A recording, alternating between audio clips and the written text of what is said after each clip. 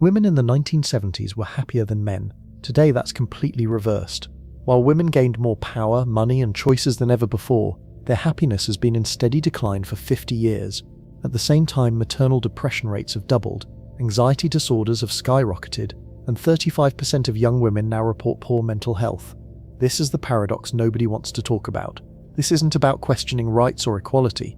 It's an honest look at the unintended consequences of a massive cultural shift, and a validation for the millions who feel that somewhere between empowerment and exhaustion, something went terribly wrong. Section 1. The Paradox of Progress. For the last 50 years, the story has been one of straight-line progress. Educational barriers shattered, corner office doors kicked open, legal and reproductive autonomy secured. These are monumental victories that past generations fought for. The promise was simple. These freedoms would naturally lead to more happiness and fulfillment. But a strange paradox emerged from the data. It's called the paradox of declining female happiness. Groundbreaking research analyzing decades of data from the US General Social Survey found something startling. While women in the 1970s consistently reported being happier than men, that gap has since closed and completely flipped. Through economic booms and busts, through changing political landscapes, the well-being of women has been on a slow but steady decline, both on its own and when compared to men. This isn't some niche finding. It's been replicated across multiple datasets and in other industrialized nations. If women have more power, more money, and more choices than ever before, why are they reporting less happiness? This decline is happening alongside a quiet mental health crisis. Women are roughly twice as likely as men to be diagnosed with anxiety disorders. The latest data shows a massive gender gap in self-reported mental health, with women across most generations more likely than men to say their mental health is poor. For Gen Z, that gap is a staggering 14 percentage points, with 35% of young women reporting bad mental health. The reasons are complex, a web of biological, social, and economic factors, but it's dishonest to ignore the world these trends are happening in. You can't see this unfolding against radical social change and not ask if the new scripts we've written for women's lives are contributing to the strain.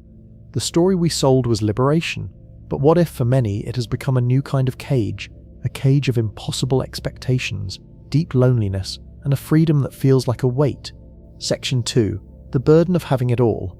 The modern woman was handed maybe the most demanding ideal in human history.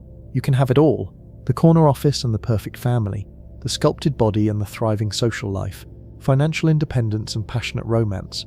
It wasn't presented as an option, but as the new standard for a life well lived. On the surface, it sounds empowering. In practice, it's a blueprint for burnout. The day-to-day reality is a quiet state of emergency. It's the executive answering work emails while breastfeeding at 2 a.m. It's the mum who feels guilt for missing a school play for a work trip, then guilt at the meeting because she's thinking about her kid. It's the constant draining mental load of managing 2 full-time jobs, a professional career, and the unpaid work of managing a home and family. Researchers point out that as women's roles expanded, their definition of a good life had to stretch too. Life satisfaction used to be about the home. Now it has to be an average of satisfaction at home and at work. Hitting a home run in one area is hard enough. Trying to do it in both often leaves you feeling like you're failing at everything. But here's what makes this even more insidious. This pressure is most intense when it comes to motherhood. The promise was that women would no longer be just mothers, but society's expectations for what a mother should be have only gotten more extreme. The standards of intensive parenting, organic everything, curated enrichment activities, constant emotional monitoring, are now layered on top of the demand to keep a career going as if you don't have kids. The results are written in our public health data. Maternal mental health disorders are now a leading complication of childbirth, impacting up to 1 in 5 women. Postpartum depression affects at least 1 in 8 women, with rates as high as 1 in 5 in some areas. Diagnosis rates for PPD more than doubled in a single decade, climbing to 19% by 2021, yet nearly half of mothers with PPD are never even diagnosed. Less than 20% of women are screened for maternal mental health issues, and ultimately, fewer than 15% of those with maternal depression ever receive treatment. This isn't just a healthcare failure, it's a cultural one. We've created an ideal of the effortlessly perfect supermom, while taking away the support systems that once made motherhood survivable. The extended families, the tight-knit neighborhoods, the community bonds that once formed a village have faded, leaving the modern mother to raise her children in stunning isolation. She smiles for the Instagram post, projecting effortless success. But behind the filter is private emptiness, a feeling of being overwhelmed, under-supported, and crushingly alone. She was told she could have it all, but no one told her the price would be her own sanity. For a growing number of women, this isn't empowerment, it's a punishment, a quiet collapse under the weight of an impossible standard. Section 3. The workplace paradox: winning the battle, losing the war. Women now make up nearly half the workforce. They're earning more college degrees than men, climbing corporate ladders and breaking into fields that were once exclusively male domains. By every objective measure, this is progress. But there's another story hiding beneath these statistics, one of deep dissatisfaction and a growing sense that the victory might be hollow. Here's the uncomfortable truth. The corporate world women fought so hard to enter wasn't designed for human flourishing. It was designed by men, for men. During an era when those men had wives at home handling everything else. The 60-hour work weeks, the always-on culture, the expectation that your job is your identity, these weren't humane standards. They were survival strategies for a specific type of person living a specific type of life. When women entered this system, they weren't invited to redesign it.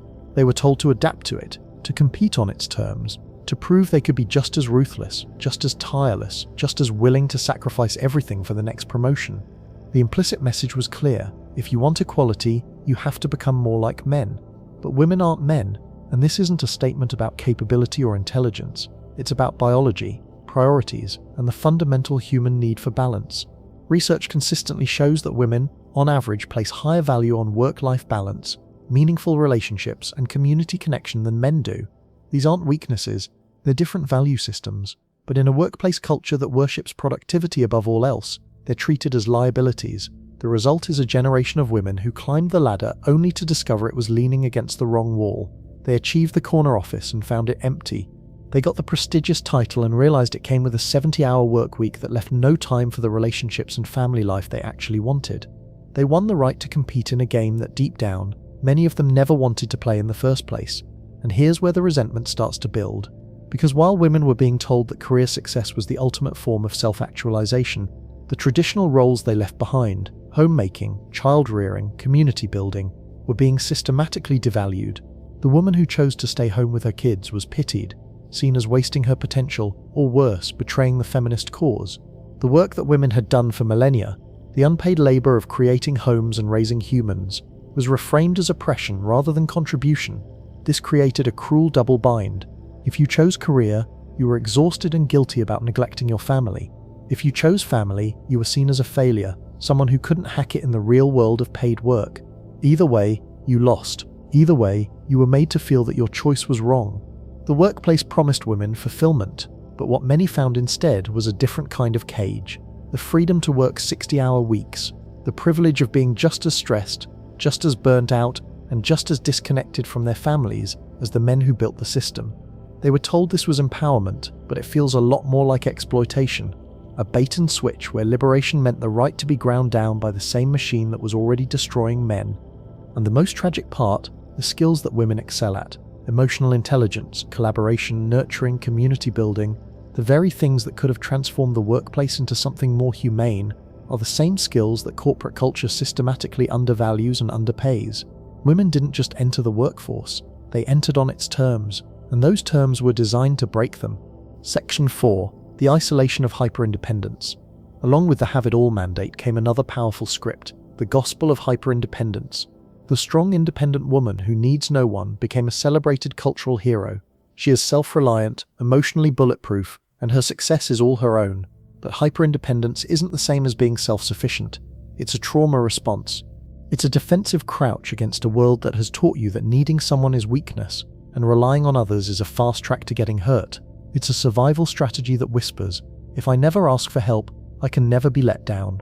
Society praises this mindset. We applaud the woman who builds an empire by herself, who walks through crisis without shedding a tear, who provides for herself and asks for nothing. But this praise often hides a deep loneliness. The hyper-independent woman can be surrounded by people, but still be fundamentally alone. Her strength becomes a wall that accidentally tells others she doesn't need care, support, or comfort. The human nervous system is wired for connection, for partnership, for community. To deny this basic need is to live in a constant low-grade state of stress and emotional hunger. This contributes to a wider epidemic of loneliness that is now a recognized public health crisis. But the female experience is often shaped by this battle between the cultural demand for invulnerability and the real human need for connection. In a relationship, hyper-independence is poison. It kills the vulnerability that real intimacy requires. A woman taught that her value is in her self-reliance will struggle to let a partner in. She might overfunction, taking on more than her share to avoid feeling dependent. She might find it impossible to ask for help, seeing it as a sign of failure. This dynamic can leave even the most successful, capable women feeling unseen and unloved in their most private moments. The tragedy is that this fierce independence, which was forged as a shield, becomes a prison. It isolates women from the very connection that is a cornerstone of human happiness. The quiet collapse for so many women is the slow dawning horror that the fortress they built to protect themselves has left them trapped inside. Section 5. The paradox of choice in modern dating.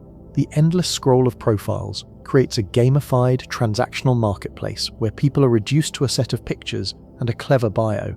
This system encourages a state of permanent shopping, a constant hunt for the next best thing that might be just one more swipe away. This dynamic quietly poisons the very idea of commitment. Why invest deeply in one person when there's a dazzling buffet of other options available 24/7? For women looking for committed, long-term partnership, this landscape can feel brutal. While the sexual revolution may have equalized access to casual sex, many argue it did so by adopting a model of sexuality that largely favors male patterns of desire for novelty and low commitment. Women are pressured to join a hookup culture that often leaves them feeling emotionally empty and used, a culture where saying you want commitment too soon is seen as desperate. They're told to be chill, to push down their natural desires for security and bonding, and to act as if they are detached from sex, an act that for many women is deeply tied to emotional connection. The psychological toll is huge. Studies link heavy dating app use with higher rates of depression and anxiety. The constant cycle of hope, matching, small talk, and then more often than not ghosting, is a gauntlet of micro-rejections that eats away at self-esteem. According to recent surveys, a staggering 80% of women report some level of burnout or fatigue from online dating. Experts suggest this may be because women often seek emotional connection, and having those connections repeatedly severed is uniquely exhausting. The consequences show up at a societal level. People are marrying later, if at all. This trend is a major driver of a shocking demographic shift, collapsing birth rates. In 2024, the US fertility rate dropped to a historic low of just 1.62 children per woman, far below the 2.1 needed to replace the population. While economics and careers play a role, you can't separate it from a dating culture that makes finding a stable, committed partner, the foundation most people want for starting a family, feel like an impossible task. The freedom to choose from everyone has paradoxically made it harder to choose anyone. The liberation that was meant to empower women in their search for love has instead created a lonely, exhausting carnival of endless options and shallow connections. For the woman who secretly longs for a husband and a family, modern dating can feel less like freedom and more like a cruel joke. Section 6. The biological reality. We're not allowed to discuss. There's an elephant in the room that modern culture refuses to acknowledge. Biology doesn't care about your career plan. And nowhere is this more evident than in the collision between female fertility and the timeline that modern life demands. Women are told they can have it all, but they're rarely told that biology has placed those things on different clocks that don't sync up. The years when a woman is most fertile, her early to mid-20s, are now the years she's supposed to be building her career foundation. She's in entry-level positions, proving herself, working long hours to get ahead. The cultural message is clear. This is not the time for babies. That can wait. So she waits. She focuses on her education, her career, her financial independence. She does everything she was told to do. And then, often in her mid to late 30s when she's finally ready, financially stable, emotionally mature, professionally established, she discovers that her body had a different timeline all along. Here's what nobody wants to say out loud. Female fertility begins declining significantly after age 32, with a steeper drop after 35 and a cliff after 40. This isn't a social construct or a patriarchal myth, it's biology. The quality and quantity of a woman's eggs diminish with age, making conception harder and pregnancy riskier. Miscarriage rates climb. The chances of chromosomal abnormalities increase. IVF, which many women see as a backup plan, has success rates that plummet with maternal age from about 40% per cycle in the early 30s to under 10% by age 42. But our culture has created a conspiracy of silence around these facts. To even mention them is to risk being labelled regressive, anti-feminist, or accused of pressuring women. So young women move through their 20s and early 30s with a vague sense that they have plenty of time, only to be blindsided by a biological reality that no amount of career success, money, or willpower can overcome. The fertility industry has become a multi-billion-dollar machine, partly because it profits from this cultural lie. Egg freezing is marketed as insurance, giving women the illusion that they can pause their biological clock while they focus on everything else. But the success rates are far lower than the marketing suggests, and the process is expensive, invasive, and comes with no guarantees. It's a technological band-aid on a cultural wound, a way to avoid the uncomfortable conversation about the trade-offs women are being forced to make. And it's not just about fertility, it's about energy, about the physical demands of pregnancy and early motherhood. A woman who has her first child at 25 will have a fundamentally different experience than one who has it at 38, not because of her maturity or readiness, but because of the sheer biological reality of what pregnancy and sleepless nights demand from a body. But here's where it gets even more complex. The same culture that delayed motherhood has also extended adolescence for men. The average age of first marriage has climbed to nearly 30 for men and 28 for women, but this creates a brutal math problem for women seeking partnership and family. If a woman wants to be established in her career before having kids, and she's looking for a partner who is similarly established, she's often looking at men in their early to mid-30s. But by the time she meets someone, dates for a year or two, gets engaged, plans a wedding, and then decides to start trying for kids, she's often pushing 35 or beyond, right into the fertility danger zone. The cultural script told her to wait, to focus on herself, to not settle. But biology didn't get the memo, and now an entire generation of women is discovering that the timeline they were sold was a lie. They did everything right according to the modern playbook, and they're facing infertility, complicated pregnancies, or the heartbreaking realization that the family they always assumed they'd have might not happen at all. This isn't about shaming women for their choices, it's about exposing the cruel dishonesty of a culture that pretends biology is optional, that acts like women can optimize their way out of fundamental physical realities. The quiet collapse includes the grief of women who followed the script perfectly and ended up childless, not because they didn't want children, but because nobody told them the truth about the trade-offs until it was too late. If any of this resonates with you, share your experience in the comments. For the women watching, has the promise of having it all led to fulfillment or burnout? For the men, how have these cultural shifts affected your relationships? Let's make this a space for real dialogue, not a battleground. Conclusion: beyond the labels, so where does this leave us? If the promised land of modern freedom has for many turned out to be a lonely desert, what's the path forward? The answer is not, as some might say, to turn back the clock. The gains in women's rights, autonomy, and opportunities are invaluable. This is not about regretting equality, it's about a deep and growing regret for the cultural stories that came bundled with it. The regret of mistaking liberation for a life without commitment, of confusing strength with impenetrable solitude, and of swapping a meaningful life for a busy one. The way forward doesn't lie in more ideology, it lies in more humanity. It starts with giving women and men permission to be human, permission to be tired, permission to need help, permission to want commitment and family without being seen as weak or old-fashioned. In fact, recent data from the General Social Survey directly contradicts the cultural narrative that family life is a burden, showing that married mothers report the highest levels of happiness among all women. Moving forward requires a collective rebellion against the tyranny of everything. It means individuals consciously defining success on their own terms, not the terms dictated by a culture of non-stop performance. It means rebuilding the communities that we've let wither, creating the villages that all of us, regardless of gender, desperately need.